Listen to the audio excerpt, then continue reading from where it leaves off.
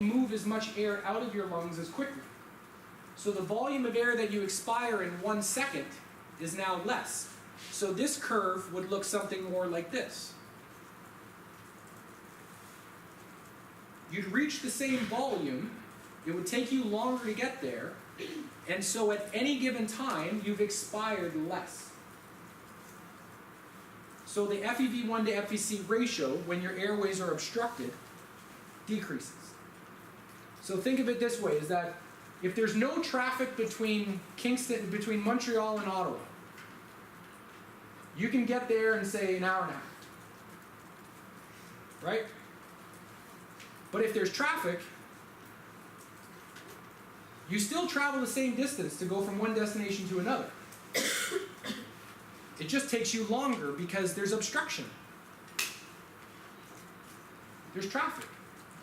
So the airway smooth muscle tone being constricted, mucus hypersecretion, the airways being collapsible, basically is almost like traffic in your airways. It's not that you can't get to your destination, it's just going to take you longer to get there. So after any period of time, you've traveled less distance in the setting of traffic versus none.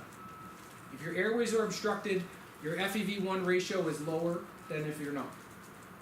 Okay?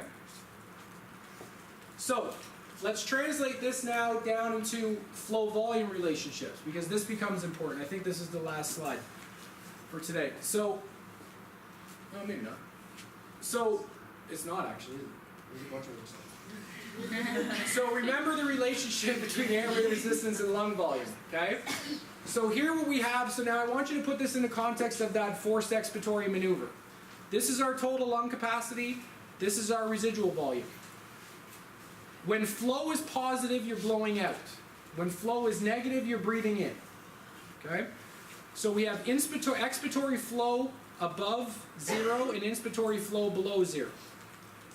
So what we have is that from when your lungs are completely full until they're completely empty, you have your vital capacity. So now we're transcribing all these volumes and capacities now onto a flow volume curve. The difference between your end expiratory lung volume and your end inspiratory lung volume is your tidal volume. You can see here your expiratory reserve volume and your inspiratory reserve volume. So what's happening is that, think about the volume time plot that I showed you on the previous graph. At total lung capacity, when the airway resistance is very low, you blast out and you can generate very, very high rates of airflow and you can generate very, very high rates of airflow over a very small change in volume. Now, as the lungs begin to empty and you get towards residual volume, the capacity to generate airflow declines because the airways are narrowing. So you're giving a maximum effort across from when your lungs are full to when they're empty. But because the airways are narrowing, the flow tethers down until you can't breathe out anymore. Now, why doesn't this curve basically look like this? Why is it basically almost like not a triangle but in the opposite direction, breathing in? Why is there not a major inspiratory resistance?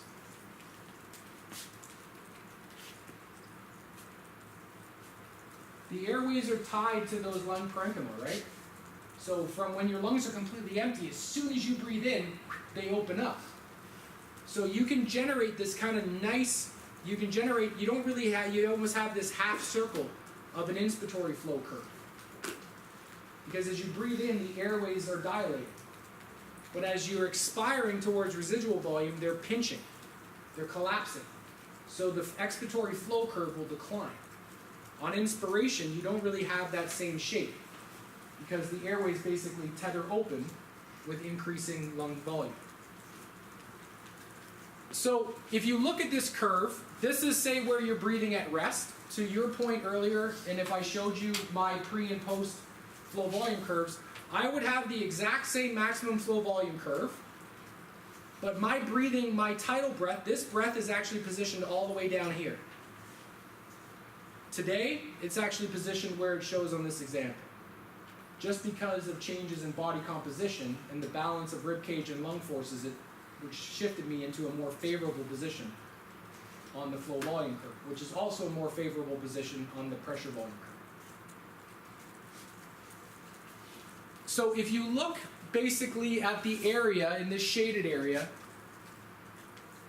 the area that is below the maximum curve but above the tidal curve, this represents what they call our expiratory flow reserve. So it represents the capacity that we have to generate faster breaths. So we have our volume reserve along the x-axis and our flow reserve along the y-axis. The key here is that at any given lung volume, from when your lungs are full to you're empty, you have a particular expiratory flow reserve. So when for example, you're breathing down here at this lung volume of 2 liters, you don't have much in the way of flow reserve. So if you were to breathe a bigger breath in the context of exercise, but you wanted to take advantage of more flow reserve, would you keep breathing down there, or would you try to basically take that breath and move it up to where there's more flow reserve? You try to move it up to where there's more flow reserve. But when you move that breath up towards total lung capacity, what's happening to the elastic recoil of the lung? It's increasing. So by breathing at a higher lung volume, you're decreasing airway resistance and to try to take advantage of a higher flow reserve. But by simultaneously breathing at a higher lung volume, you have to breathe with a higher elastic work of breathing. We'll get to that in more detail later. The important thing here is to have an appreciation from the pressure volume curve, so the spirogram, the pressure volume curve, and the flow volume curve, to be able to appreciate where breathing occurs within the flow volume curve, the pressure volume curve, and on the spirogram. Okay? So, that is kind of an overview of the mechanics of breathing. We will be coming back to it. There's quite a bit of text on some of these slides. So, what is the major challenge to the respiratory system during exercise? The lungs are woefully overbuilt for the demands that are put on it and their most normal circumstances. But they're faced with a pretty dramatic challenge.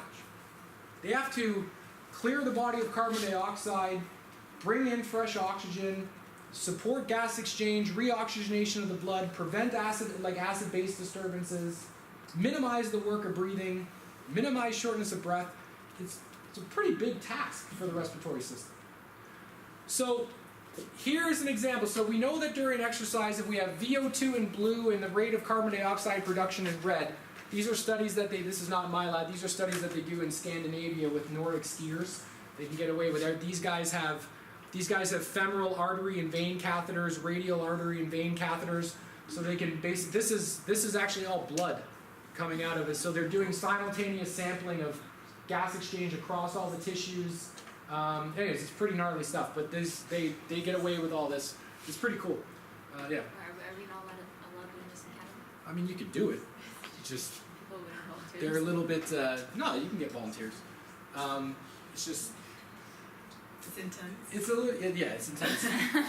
And I think the Scandinavians tend to be a little bit more liberal in what they would allow people to do ethically. So there's a little bit more oversight here in North America, particularly in the United States.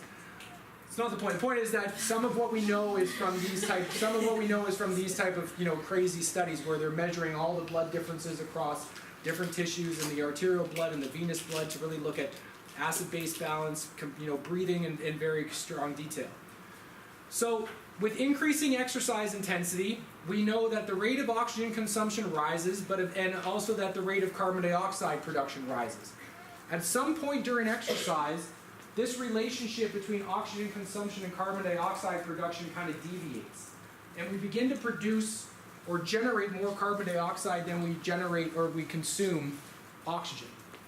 And so carbon dioxide, because it is a volatile acid and has the potential to liberate hydrogen ion and create acidosis, is actually what we try to breathe and regulate. So if I asked you right now, do we breathe to regulate oxygen or carbon dioxide? Put up your hand if you think we breathe to regulate oxygen. So you're probably saying that because I prefaced it now. Yeah. You actually breathe to regulate carbon dioxide as a means of trying to maintain acid-base balance. So our ventilation actually tracks carbon dioxide production much better than it does oxygen uptake. Because ventilation is a means of clearing carbon dioxide quickly from the body, right? If we hold our breath, carbon dioxide levels rise. If we hyperventilate, carbon dioxide levels fall. So ventilation is a means of rapidly regulating or controlling carbon dioxide to try to maintain acid-base balance. The kidney's too slow. So the respiratory system is a very rapid means of regulating carbon dioxide levels to maintain blood gases. So what's the challenge? There's three major ones. Exercise-induced increases in the rate of oxygen consumption and carbon dioxide production causes the blood that returns to the lungs from the muscles, what we call the mixed venous blood, to get progressively more hypoxic. So there's less dissolved oxygen, the saturation of the blood is dramatically reduced, and the mixed venous oxygen content is very low. At the same time, the blood has a lot of carbon dioxide in it. So it's much more acidic. So this has the potential to disturb acid-base balance and compromise the delivery of oxygen to the exercising muscles, leading to fatigue. If the lungs weren't able to reoxygenate the mixed venous blood appropriately and establish complete saturation, we now have a great appreciation for what that's going to do.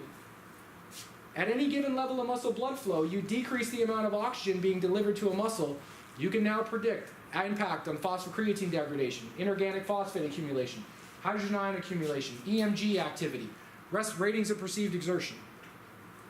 So the respiratory system is a means of trying to prevent exercise-induced hypoxemia, reoxygenate the deoxygenated blood, and get rid of carbon dioxide. So it has a major challenge in doing that. Fortunately, it's designed to be very efficient. Huge surface area for gas exchange, very thin diffusion distances, relatively high soluble gases, so you can move gases basically into and out of the lungs across the lung-blood interface pretty quickly. Also, the requirements of breathing increase 20 to 30 times above rest. So, if we are breathing 7 liters a minute right now, an elite athlete could generate high levels of ventilation on the order of 170, 180, 190 liters a minute at the peak of exercise. So that's a massive amount of air moving into and out of the lungs on a per minute basis. It has to accomplish that while trying to minimize excessive increases in the work and the oxygen cost of breathing. So these breathing requirements need to be met while minimizing both the mechanical work and the oxygen cost of breathing. This is where pressure volume and flow volume relationships become very important. Because if we breathe at really low lung volumes with high resistance, we have to generate a lot of pressure. If we breathe at very high lung volumes, we have to generate a lot of pressure. So ideally, the respiratory system is tasked with staying on the linear portion of that pressure volume curve to support this massive increase in breathing demand while minimizing the work and the oxygen cost of breathing. So this ultimately requires that the breathing response to exercise increases in proportion to metabolic requirements, particularly the rate of carbon dioxide production, and as well as controlling those operating volumes, the end inspiratory lung volume and the end expiratory lung volume, to try to stay, as you'll see, on the linear portion of the pressure volume curve.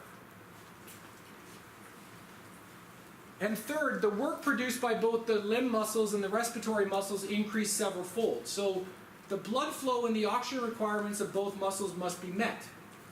So if you have an excessive work and oxygen cost of breathing, this actually has the potential to steal blood away from the exercising muscles. So not only would an underbuilt respiratory system not be able to reoxygenate the blood and maintain acid-base balance, if the mechanics of breathing were not optimized, the work and the oxygen cost of breathing would be too high. So you would have a deoxygenated blood with an elevated work of breathing. Oxygen delivery is blood flow by oxygen content. So if you decrease blood flow and decrease oxygen content, because you have some impairment of an elevated work of breathing, an impaired capacity for gas exchange, you're getting a dramatic reduction in oxygen delivery to the limb tissue. And now you should have a greater integrative appreciation for what that would do at any given time during a standardized task of exercise, or what it would do in terms of affecting your performance, in terms of what would it do to your ability to perform a 5-kilometer time trial. It's going to take you longer to perform that time trial because you would have to slow down. So you can begin to work through all of these things if there's failure in any one of these systems. So these are the major challenges to the respiratory system. So, what are the determinants of blood oxygenation? We're going to come back to that conservation of mass model here, and the mass and heat flow models.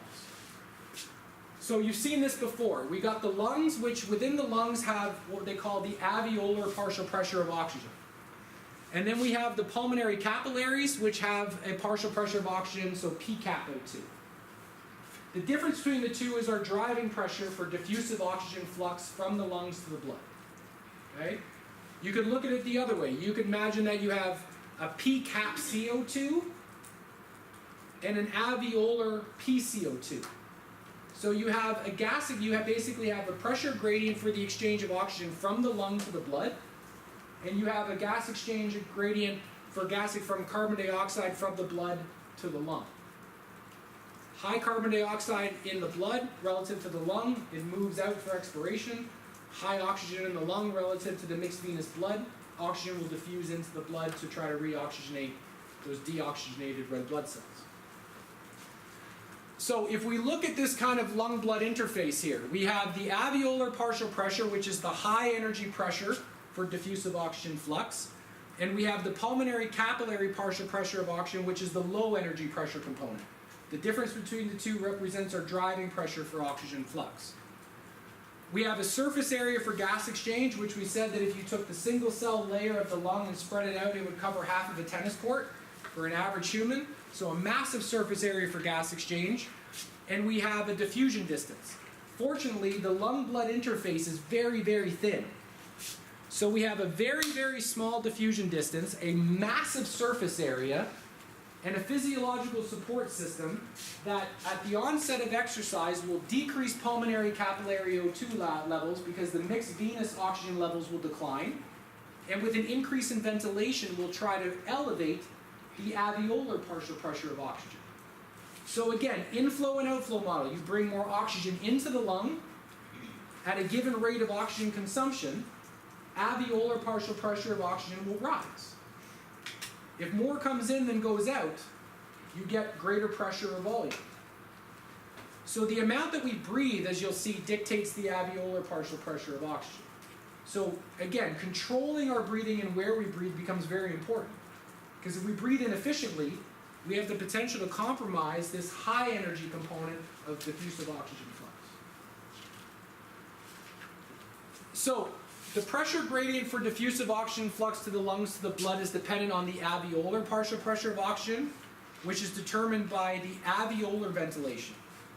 The alveolar ventilation, as you see, is basically the rate of airflow delivered fresh gas to the lung. It's different, as you'll see, than our minute ventilation. The amount of air that we move into and out of the mouth is not the amount of air that actually reaches the alveoli for gas exchange. The difference between the two, or any discrepancy, is dictated by breathing pattern. Breathing pattern is determined by the behavior of operating lung volumes. Operating lung volumes are positioned on pressure volume curves. Pressure volume curves dictate the work of breathing. The respiratory system, I find, even though it's what I study, sometimes I find it challenging because you have to see how all of these things basically trail all the way back. They're all interconnected. So if you compromise your breathing pattern, you compromise gas exchange.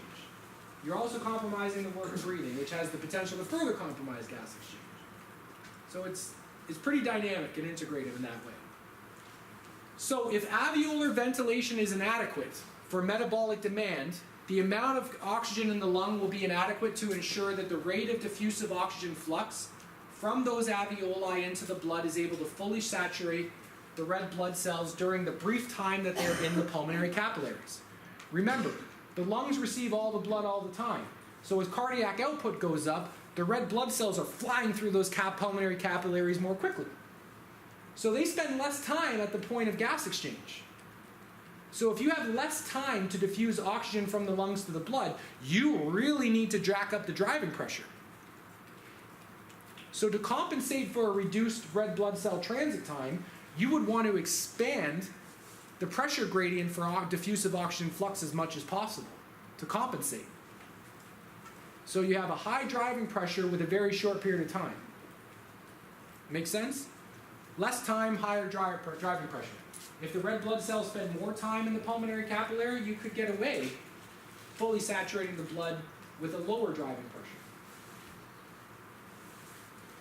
We'll talk about that in the context of exercise-induced hypoxemia later on.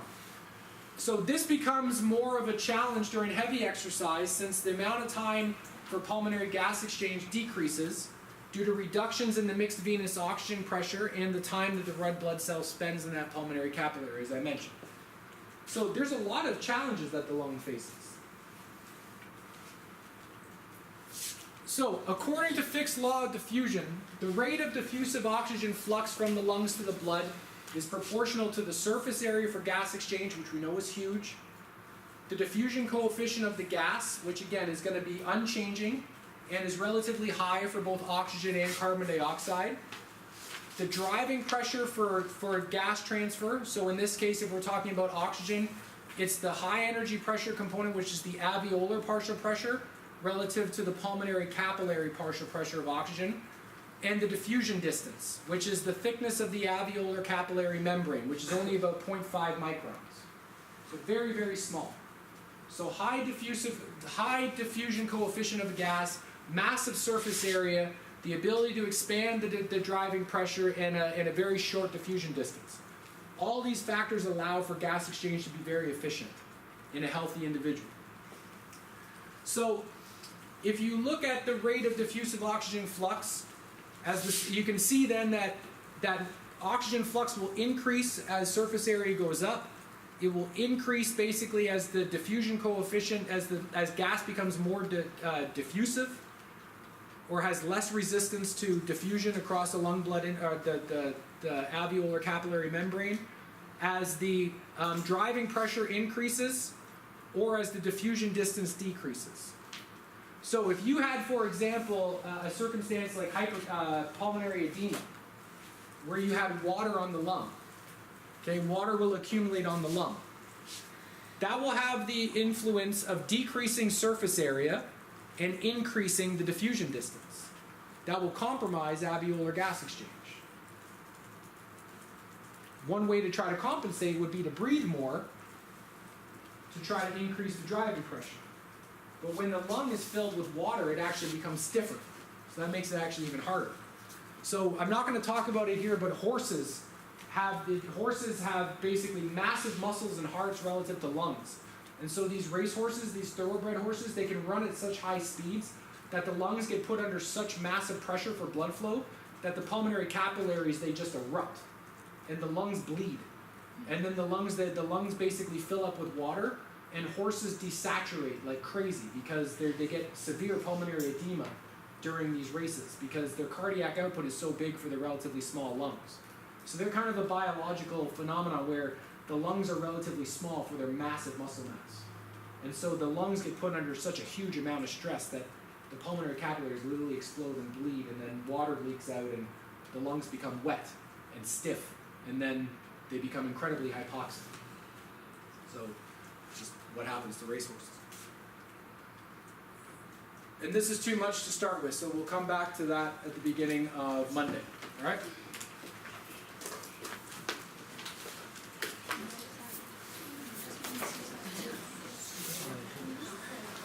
Mommy, what is requested by you? It wasn't. Oh yeah, Because I had her.